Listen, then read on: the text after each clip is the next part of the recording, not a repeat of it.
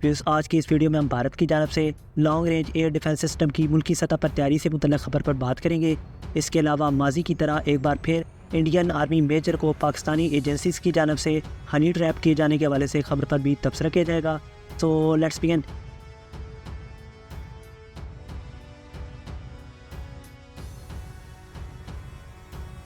حال ہی میں پاکستان کے روایتی حریف اور ہمسایہ ملک بھارت نے اعلان کیا ہے کہ وہ اسرائیلی ساختہ آئرن ڈوم اور رشین S-400 کی طرز پر اپنا indigenous long range air and missile defence system تیار کر رہا ہے، جسے 2028 سے 2029 تک باقاعدہ انڈین آرمڈ فورسز میں انڈکٹ کر لیا جائے گا۔ ٹائمز آف انڈیا کی ایک رپورٹ کے مطابق انڈین ڈیفنس کمپنی DRDO اس سسٹم کی تیاری پر کام کا آغاز کر چکی ہے۔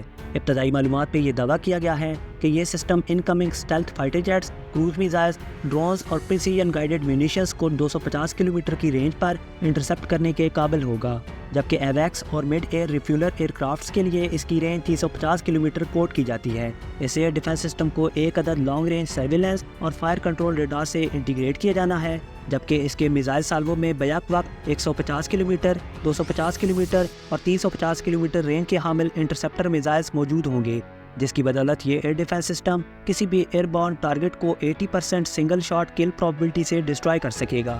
DRDO کے مطابق اس لانگ رینج سیم کا firing unit Indian air force کے integrated air command and control system کے ساتھ فلی کمپیٹیبل، جبکہ یہ لو ریڈار کراس سیکشن رکھنے والے ہائی سپیڈ ٹارگٹس کو افیکٹولی انٹرسپٹ کرنے کے قابل ہوگا۔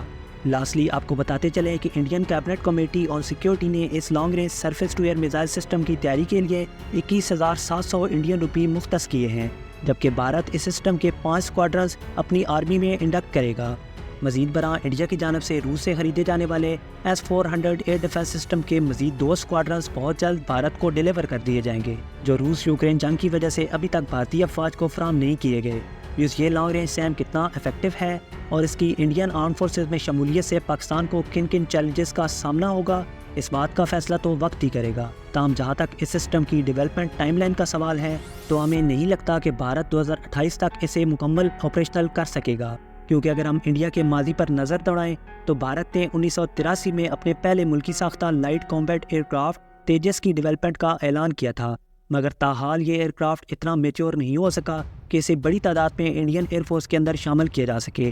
آپ کے خیال میں کیا بھارت اس سسٹم کو دعوے کے مطابق 2028 تک مکمل تیار کر سکے گا؟ اپنی قیمتی رائے کا اظہار کمنٹ باکس میں ضرور کریں۔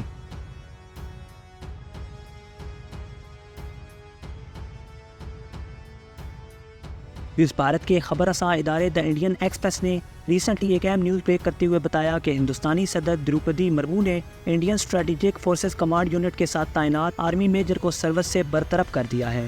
ابتدائی معلومات کے مطابق بھارتی آفیسر پاکستانی انٹیلیجنس ایجنسیز کے ساتھ حساس معلومات کی شیئرنگ میں ممکنہ طور پر ملوث پایا گیا۔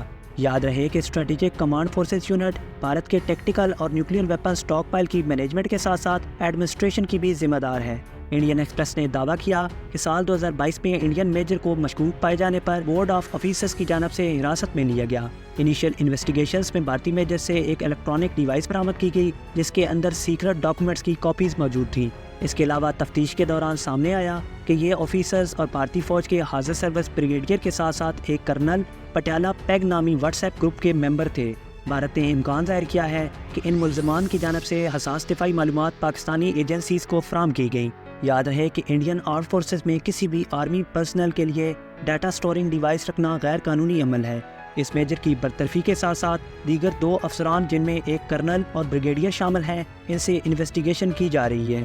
یہ ایک اکیلا ایسا موقع نہیں کہ انڈین آرمی آفیسرز اس طرح کی ایکٹیویٹیز میں ملوث پائے گئے۔